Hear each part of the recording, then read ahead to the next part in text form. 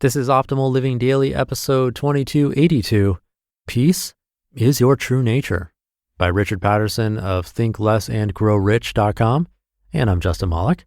Welcome to Optimal Living Daily, OLD or Old, the show where I read to you from articles that I believe are amazing, with permission from the authors.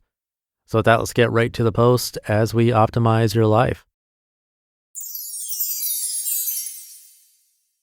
Peace is Your True Nature, by Richard Paterson of thinklessandgrowrich.com.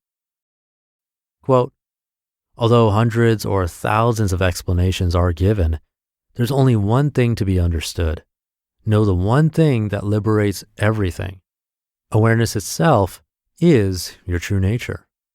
Dujum Rinpoche. When I offer free meditation taster sessions to the public, it never ceases to amaze me how people who have never meditated before often experience profound peace the first time they try it. Even deeply unhappy people are able to experience peace and inner calm the very first time they meditate. How is this possible? It's because peace is already there. It is your true nature, no matter how troubled you may be. We simply don't notice it because we are so fixated, so compulsively preoccupied with the mind. The mind is like a noisy radio station that drowns out the peace that's always present in depths of your being. If you're suffering from anxiety, depression, sadness, or other debilitating patterns, the mind will naturally tell you that peace is far away or impossible to reach.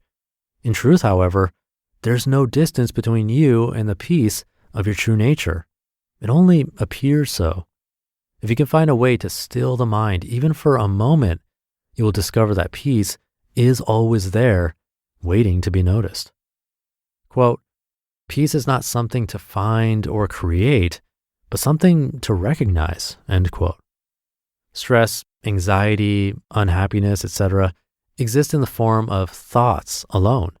When we are fully attentive to the present moment through meditation, for example, thoughts subside, for a moment anyway, and in the absence of thoughts, what remains is peace. Of course, most people will pick up their unhappy stories again the moment they leave the meditation session, but nevertheless, the fact that they were able to be free of turmoil for even a short time is quite revealing. With practice, you can learn to deepen and extend these moments of peace.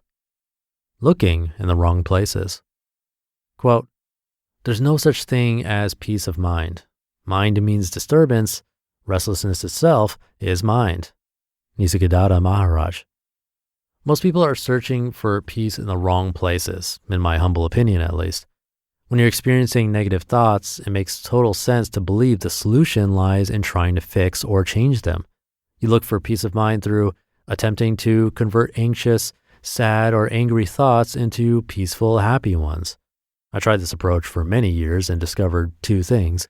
It takes a huge amount of effort, hard work, and perseverance for very limited returns, and it takes years. When I had an awakening experience in 2004, peace arrived in an instant, like a thunderbolt. Actually, it was me that arrived. Peace had been there the whole time, patiently waiting. There was no need to change a single thing about the mind. I discovered what I now call making peace with the mind. As Nisargadatta stated, the mind is restless by nature. Trying to find peace in a mind that is inherently restless is like trying to iron the surface of the ocean. Thankfully, there's a far simpler, far quicker way, an approach that doesn't require changing or fixing the mind, and which takes no time at all. The moment you connect with your true nature, peace is instantaneous. Your true nature and peace are one and the same thing. The peace of your true nature. Quote, don't be a peaceful person, be peace, end quote. When you're sitting in the cinema waiting for the movie to start, all you see is the screen. When the flickering images of the movie begin, you soon become immersed in the story and lose sight of the screen. The screen hasn't gone anywhere, but absorbed in the movie, you no longer notice it. In this analogy, the flickering images are your thoughts, and the screen is your awareness or consciousness. We can use different words to name this. Essentially, there are two parts of your experience in any moment. the part that is constantly flickering, constantly in motion, the mind, and the unchanging screen that it plays out upon. We are in the habit of identifying with the flickering part rather than the substratum.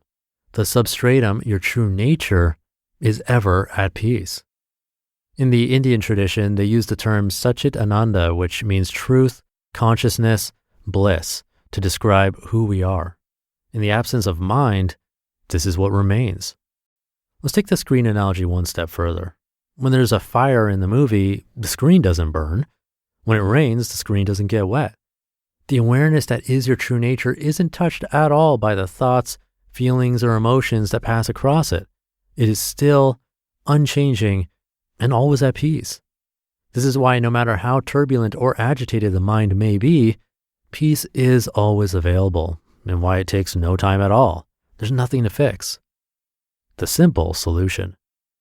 When you're looking for peace within the restless mind, you're fighting a losing battle. The mind is restless by nature. Also, as thoughts are constantly changing, even if a peaceful thought does temporarily appear, it won't be long before it's gone again. At best, you can find a flicker of peace here and there sandwiched between restless thoughts, nothing that will last. Feelings of peace come and go. The peace of your true nature is eternal and unchanging.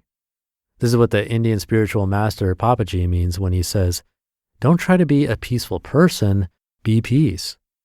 Peace is who you are, no matter how far away it may seem. It's your true nature. What's needed to access it is a vehicle to take us from the surface level of the mind into the depths of our being. The ocean provides an excellent analogy. On the surface, there's always movement, but in the depths, it's calm and peaceful. You just listened to the post titled "Peace is Your True Nature" by Richard Paterson of thinklessandgrowrich.com. Thinking Richard always has wise words covering happiness and meditation and how they relate. And in my experience with meditation, it's exactly how he describes it. It's funny how something really small happens. Then our mind goes to a story, whether true or untrue, and it makes us feel some sort of pain. Not physical pain, but mental. Either makes us sad, scared, worried, ashamed, guilty, you name it. Again, set off by basically nothing, just a random event. But our minds decided for whatever reason to go down that road. And using an analogy like Richard did in this post, when you're on that painful road, you have two options really. Keep going down that road of pain or try to take a different road.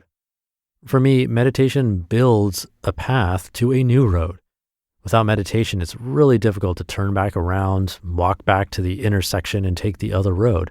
Instead, meditation sort of teleports you to that other road. So if you haven't tried meditation and this sounds interesting to you, I'd recommend it.